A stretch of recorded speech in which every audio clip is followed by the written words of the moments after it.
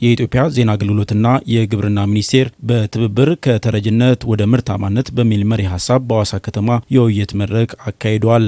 በመድረኩም ከተረጅነት ወደ ምርታማነት ለተሟላ ሉዓላዊነት ክብር በሚል መነሻ ጽሑፍ በጠቅላይ ሚኒስቴር ጽሕፈት ቤት የዲሞክራሲ ስርዓት ግንባታ ማዕከል አስተባባሪ ሚኒስቴር ዶክተር ቢቂላ ሁሪሳም አቅርበዋል። የሕዝብ ተወካዮች ምክር ቤት የዲሞክራሲ ጉዳዮች ቋሚ ኮሚቴ ሰብሳቢ አቶ እውነቴ አለነ መድረኩን ባስጀመሩበት ወቅት እንደገለጹ ከሆነ ኢትዮጵያ ከተረጅነት የማላቀቅ አጀንዳ ማሳካት የሚያስችሉ ተጨባጭ ውጤት እያስመዘገበች መሆኑን ተናግረዋል። የሀገር በቀል ኢኮኖሚ ማሻሻያ ፖሊሲውን በቁርጠኝነት ተግባራዊ በማድረጋችን ቀደም ሲል የነበረውና በእርዳታ ላይ የተንጠለጠለውን ጠባቂ መዋቅር በመስበር ትኩረታችን በሀገር ውስጥ ምርታማነት ላይ ለማድረግ አስችሎናል።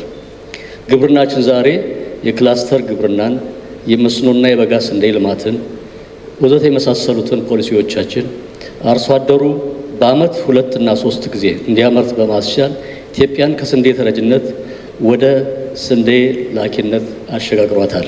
በመድረኩም የመወያያ ጽሑፍ ያቀረቡት ዶክተር ቢቂላ ሁሪሳ በመስዋዕትነት የዘለቀው የኢትዮጵያ ነጻነት ሉዓላዊነትን ለማስቀጠል የብልጽግና ተምሳሌትነቷን ሲያረጋግጥ እንደሆነም ባቀረቡት ጽሑፍ አመላክተዋል። ሀገራችን ለሉዓላዊነታችን መሰበርና መሸርሸር መነሻ እየሆኑ ያሉ ነገሮች አሉ።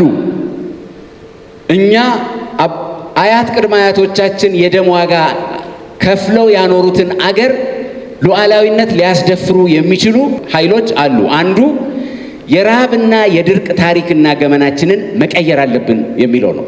ይሄ የመንግስት ውሳኔ ነው፣ የፖለቲካ አጀንዳ ነው፣ ስትራቴጂክ አጀንዳ ነው።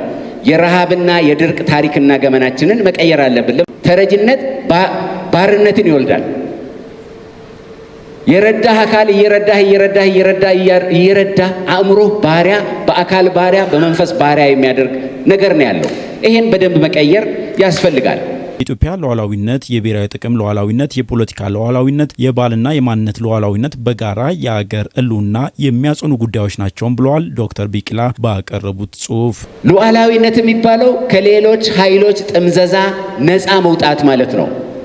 እህል የሚሰፍርልህ ሰው እጅህን ይጠመዝዛል።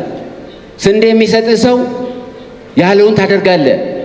ከሌሎች ጥገኝነት ነፃ መውጣት ሉዓላዊነትን ማረጋገጥ የሚባለው በሁሉም ነገር ሲለካ፣ በኢኮኖሚ፣ በምግብ፣ በመከላከያ፣ በደህንነት ሲለካ እነዚህ ነገሮች ማለት ናቸው ሉዓላዊነት።